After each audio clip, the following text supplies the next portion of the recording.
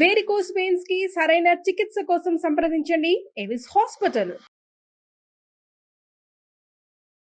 నమస్కారం. మాఘపురాణం 21వ రోజు పారాయణలోకి వచ్చాం. ఈ మాఘపురాణంలోని తొలి గాథలన్నీ కూడా వశిష్ఠ మహర్షి మన దిలీప మహారాజుకు తెలియజేసిన గాథలుగా కనపడతాయి. కొన్ని గాథలు సూత మహాముని ఋషులకి మునులకి నైమిషారణ్యంలో చెప్పిన గాథల్లాగా కూడా కనిపిస్తాయి.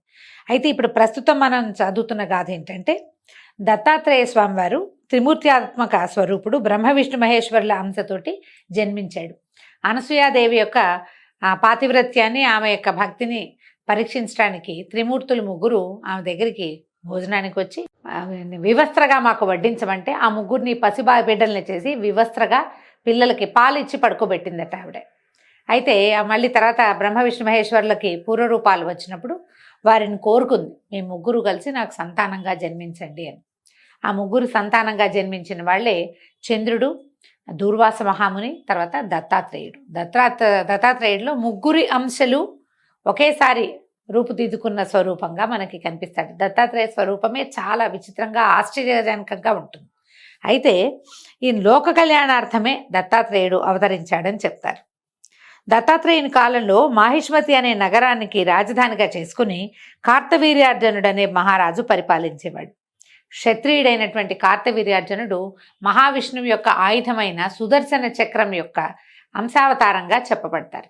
అయితే ఈ కార్తవీర్యార్జునుడికి దత్తాత్రేయుల మీద భక్తి గురి ఉన్నాయి. ఆయనే ఇతని గురువు అనమాట. ఈ క్షత్రియ రాజుకి గురువు దత్తాత్రేయుడు. క్షత్రియుల్లో మేటి అనిపించుకున్న కార్తవీర్యార్జునుడు ఒకసారి తన గురువైనటువంటి దత్తాత్రేయుల వారి ఆశ్రమానికి వెళ్ళి, మీ దయ వలన అనేక విషయాలు ధర్మ సందేహాలకి సమాధానాలు తెలుసుకున్నాను, కానీ మాఘమాస విశిష్టత, మాఘమాస వ్రత విధానం గురించి నాకేం తెలీదు, దాని గురించి తెలియజేయమంటే అప్పుడు దత్తాత్రేయుల వారు కార్తవీర్యార్జునుడికి తెలియజేసిన గాథని మనం వింటున్నాం.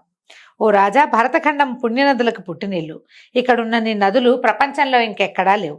వీటిల్లో ప్రధానమైనవి 12. బృహస్పతి ఒక్కొక్క సంవత్సరము ఒక్కొక్క రాశిలో సంచరించినప్పుడు ఆయా నదులకి పుష్కరాలు వస్తాయి. అట్టి పవిత్రమైన నదులలో స్నానం చేసి దాన ధర్మాలు చేస్తే విశేషమైన ఫలితం సిద్ధిస్తుంది. మనకు తెలుసు, ఈ సంవత్సరము గంగా నదికి పుష్కరాలు సంభవించినాయి. పుష్కరుడు గంగా నదిలో ఉంటాడు. ఆది పుష్కరాలు అయిపోయినాయి, అంత్య పుష్కరాలు మళ్ళీ ఏప్రిల్లో వస్తాయి, దగ్గరలోకి వచ్చేసినట్టున్నాయి. అయితే మనం ఏం చేయొచ్చు, గంగా నదిలో ఈ సంవత్సరంలో కనుక వెళ్ళి గంగలో స్నానం చేయగలిగితే ఇంకా దగ్గరకు వచ్చేస్తుంది. కానీ మధ్యాహ్నం వేళ, అపరాహ్నం వేళ పుష్కరుడు ఉంటాడట నీళ్లలో. ఆ సమయంలో స్నానం చేస్తే ఈ పుష్కర కాలంలో స్నానం చేసిన ఫలితం లభిస్తుంది. మహాశివరాత్రి నాడు పవిత్ర స్నానాలు చేయటానికి అత్యంత పుణ్యదాయకమైన కాలం. ఆనాడు దాన ధర్మాలు, శివునికి విశేష పూజలు, శివలింగార్చనలు చేయాలి. మహాశివరాత్రి హిందువులకు గొప్ప పుణ్యకాలం. శివరాత్రి నాడు శివాలయాలకు వెళ్ళటము, శివుని దర్శించి విశేష పూజలు జరపటము, ధూపదీప నైవేద్యాలు, అభిషేకాలు, అర్చనలు, భజనలు, సంకీర్తనలు, హరికథలు, పురాణ శ్రవణాది కార్యక్రమాలు నిర్వహించటము, చూడటము, వినడము చేయవలను. శివరాత్రి నాడు జాగరణ, ఉపవాసాది కృత్యాలు చేస్తే చెప్పనలవి కానంత పుణ్యం సంపాదించుకోవచ్చు. వారికి ఉన్న సమస్త పాపాలు కూడా హరించుకుపోతాయి. పుణ్యాత్ములై పరమపద కైవల్య ప్రాప్తిని పొందుతారు, జన్మరాహిత్యాన్ని పొందుతారు. ఈ జన్మజన్మల పాపాలు, క్లేశాలు అన్నీ కూడా తొలగిపోతాయి. మాఘమాసమే అత్యంత పుణ్యప్రదమైన మాసం. అందులోనూ ఆ మాసంలో వచ్చేటువంటి మహాశివరాత్రి యొక్క మహాత్మ్యాన్ని వర్ణించనలవి కాదు. ఒక మాఘ స్నానం చేసి, అంటే ఉదయమే చేసేయాలి స్నానం. ఒక సద్బ్రాహ్మణుడికి దాన ధర్మాలు చేస్తే పంచమహాపాతకాలు పటాపంచలైపోతాయి, ముక్తి పదాన్ని పొందగలుగుతాం. దీనికి నిదర్శనంగా ఒక గాథ చెప్తానని దత్తాత్రేయుల వారు సెలవిచ్చిన గాథని మనం వింటున్నాం అన్నమాట. పూర్వం గంగానదీ తీరంలో ఉత్తర భాగమందు భాగ్యనగరం అనే పట్టణం ఉండేది. పేరుకు తగినట్టుగా ఆ పట్టణంలోని సమస్త జనులు మిక్కిలి ఐశ్వర్యవంతులుగా కనపడుతూ ఉండేవారు. అందులో హేమాంబరుడనే ఒక గొప్ప వైశ్యుడు ఉండేవాడు. అతను అత్యంత భాగ్యశాలిట. అతనికి 2 కుమారులు ఉన్నారు. తండ్రి ధనార్జనలో కడు నేర్పరిగా ప్రసిద్ధికెక్కాడు. వ్యాపారస్తులు ఒక్కొక్కళ్ళు ట్యాక్ట్ఫుల్గా వ్యాపారం చేస్తారు, వాళ్ళకి ఎక్కువ సంపాదన ఉంటుంది. దానికి విరుద్ధంగా కుమారులిద్దరూ ఖర్చు పెట్టడంలో అత్యంత నేర్పరులుగా ఉన్నారనమాట. ఎంత బాగా డబ్బులు ఖర్చు పెట్టచ్చో వాళ్ళని చూసే నేర్చుకోవచ్చట. డబ్బు సంపాదించడం నేర్చుకోండి ప్రతిరోజు కొడుకులిద్దరికీ హితబోధలు చేసేవాడట హేమాంబరుడు. కానీ వాళ్ళిద్దరూ వినిపించుకునేవాళ్ళు కాదు. నాన్న ఎప్పుడు ఇలాగే అంటుంటాడని పట్టించుకునేవాళ్ళు కాదు. ఎంత దూషించినా, తండ్రి తిట్టిపోసినా దులుపుకుని వెళ్ళిపోయేవాళ్ళు. మళ్ళీ మధ్యాహ్నానికి మామూలే అనమాట. మరికొంతకాలానికి వార్ధక్యం మీద పడ్డంతో హేమాంబరుడు మరణించాడు. కుమారులిద్దరూ ఆస్తిని సమభాగాలుగా చేసుకుని ఇష్టానుసారంగా వ్యవహరిస్తూ ధనాన్ని దుబారా చేయటం మొదలుపెట్టారు. ఒక వ్యాపారం నడుస్తూ ఉండి ఖర్చు కూడా పెడితే ఖర్చు వ్యాపారం కొంచెం సమానంగా ఉంటాయి. వ్యాపారం చేయకుండా ఖర్చే పెడితే ఇక సమానం ఏం లేదు, అంతా అయిపోవటమే. వీళ్ళ సంగతి కూడా అలాగే అయిందట. దుష్ట సావాసాలతోటి చెడిపోయారు. ఇద్దరు చెరొక వంపుడు గత్తెను ఉంచుకుని నిత్యము సరస్సల్లాపాలతోటి మునిగి తేలుతూ ఉండేవాళ్ళు. వ్యభిచారులే కులభ్రష్టులైపోయారు. చిన్న కుమారుడు తాలూకు స్నేహితురాలు పక్క గ్రామంలో ఉండటంతో అతను ఏం చేసేవాడు, నిత్యము గంగా నదిని దాటి వెళ్ళేవాడట. వస్తూ పోతూ ఉండేవాడు. కొంతకాలానికి ఏదో పని మీద అడవికి పోయినటువంటి పెద్ద కుమారుడు పులివాత పడి మరణించాడట. చిన్న కుమారుడు కూడా యాదృచ్ఛికంగా తన స్నేహితురాలతోటి విహారానికి వెళ్ళి పాము కాటు వల్ల చనిపోయాడు. అయితే ఏమైంది, ఇద్దరు ఒకేసారి మరణించారు. ఇంచుమించుగా ఒక రోజులోనే అయ్యిందనమాట. ఇద్దరు ఒకేసారి మరణించడంతో ఈ మన యమదూతలు వచ్చి వీళ్ళిద్దరిని తీసుకుపోయారు. తీసుకుని చిత్రగుప్తుడి ముందు నుంచోబెట్టాడు. చిత్రగుప్తుడు వాళ్ళిద్దరి పాపాలని చిట్టాలు తీశారు, పరిశీలించారు. పెద్ద కుమారుని వాడు చేసిన పాపాలకి నరకంలో వేసి శిక్షించండి అని ఆజ్ఞాపించాడు. చిన్న కుమారుని మాత్రం వీడిని స్వర్గాన్ని పంపించండి అన్నాడు. అనేసరికి పెద్ద కుమారుడు అడిగాడు, అయ్యా మేమిద్దరం అన్నదమ్ములం, ఒకే తండ్రి పిల్లలం, ఇద్దరం ఒకే తరహాలో పాపాలు చేసాం. మేమిద్దరం మా నాన్న మాట ఏనాడు వినలేదు. మాకు పూజ భక్తి ఏమీ లేవు. మేము ఏనాడు ఉపవాసాలు తీర్థాటనలు ఏమీ చేయలేదు. నేను ఎలాంటి వాడినో వీడు కూడా అలాంటి వాడే. వాడిది దుర్మరణమే, నాది దుర్మరణమే. నాకు కూడా అన్ని రకాల దుర్వ్యసనాలు ఉన్నాయి. నాతో పాటు మా తమ్ముడు ఎక్కడ తక్కువ తినలేదండి, వాడికి సమస్తము ఉన్నాయి. ఒకే తరహా పాపాలు చేసిన మా ఇద్దరికి నాకేమో నరక ప్రాప్తి, వాడికేమో స్వర్గప్రాప్తి ఎట్టా కలిగింది? ఇదే న్యాయం? చేసిన ఒకే పాపానికి ఇంత వివక్ష తగున నేను పెద్దవాడిని అవ్వడం వల్ల నాకు బుద్ధి లేదని నన్ను అక్కడ పంపించి చిన్నపిల్లాడు వాడికి ఏం తెలియదని వాడిని స్వర్గాన్ని పంపుతారా అని అడిగాడు. అడిగితే చిత్రగుప్తుడు అన్నాడు, పోయి తెలుసుకోనైనా పాపపుణ్యాలు నిర్ధారించడంలో ఇక్కడ ఏ విధమైన వివక్షత లేదు, నరకంలో వివక్ష లేదు.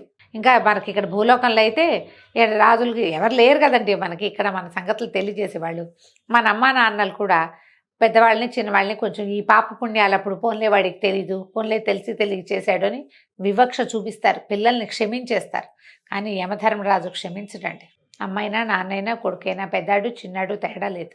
ఎవరినైనా సరే ఒకటే రకంగా చీల్చి చెండాడి వీడు చేసింది ఇది మంచి ఇది చెడు, ఇందులో ఒక్క ఆవగించంత మంచి చేశాడు కాబట్టి కొద్ది రోజులు స్వర్గం వాసన చూపించి తీసుకురండి అని తీసుకొస్తారు.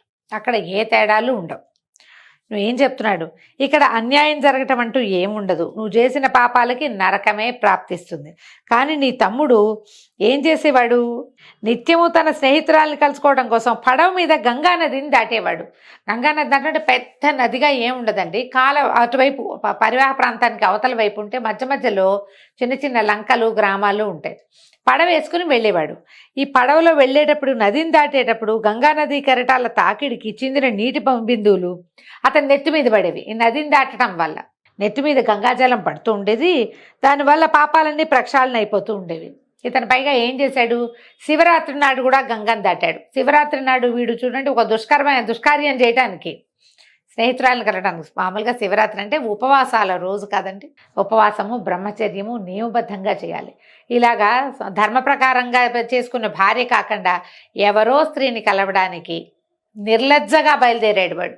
అయినా సరే ఆ గంగానది దాటేటప్పుడు ఏమైందట, కొన్ని నీటి బిందువులు చింది వీడి నెత్తి మీద పడ్డాయి. పైగా అది మాఘమాసం, దాంతో వీడు చేసిన పుణ్యాలన్నీ పటాపంచలైపోయి వీడు పుణ్యాత్ముడైపోయాడు.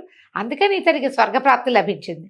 అది కాకుండా ఇతనికి ఆప్తమిత్రుడు ఒక బ్రాహ్మణుడు. ఈ చిన్నవాడికట ఒక చాలా ఇష్టమైన స్నేహితుడు ఉన్నాడు. ఆయన ఒక బ్రాహ్మణుడు, ప్రతిరోజు అతన్ని చూసేవాడట. నిత్యము బ్రాహ్మణ దర్శనం చేస్తే గనక గోహత్యాది మహాపాపాలు కూడా నశిస్తాయి. పైగా ఏం చేసేవాళ్ళు, వాళ్ళిద్దరూ కలిసి స్నానానికి వచ్చేవాళ్ళట. అతనితో కలిసి కాలకృత్యాలు తీర్చుకోవడానికి వస్తే ఈయన కాలకృత్యాలు తీసుకుని గట్టు మీద కూర్చుంటే ఆ బ్రాహ్మణ ఆయన నదిలో స్నానం చేసి గాయత్రి సంధ్యావందనం చేసుకుంటూ ఉండేవాడు. ఆయన గాయత్రి పైకి ఉచ్చరించుకుంటూ ఉండేవాడు. ఆ ఉచ్చారణంతా ఈ మన చిన్నవాడు వినేవాడట. అందుకని అతనికి స్వర్గలోక ప్రాప్తి సిద్ధించిందని చెప్పారు. మాఘమాసంలో నదీ స్నానానికి ఎంత నది నీళ్లు పడినా ఎంత పుణ్యం లభిస్తుంది, నెత్తి మీద పడాలి, అది ఇంపార్టెంట్. అందుకే మనం చెప్పుకున్నాం కటిస్థానము కంఠస్థానము పనికిరాదు, నదిలో మునగాలి అని. లేదా మొన్న ఎవరో ఒకరు చెప్పారండి, ఒక మగ్గు పట్టుకెళ్తాం మేము, మునగటానికి భయము, అందుకని 2 మగ్గులు నీళ్ళు తీసి నెత్తి మీద పోసుకుంటాం. ఇది కూడా బాగానే ఉందండి, మంచి ఆలోచనే. తల తడవాలి నదిలే, నది నీళ్ళల్లో అన్నమాట. సరే, చిన్నవాడు చిత్రగుప్తుడికి నమస్కరించి అతని దగ్గర నుంచి సెలవు తీసుకుని స్వర్గానికి వెళ్ళిపోయాడు.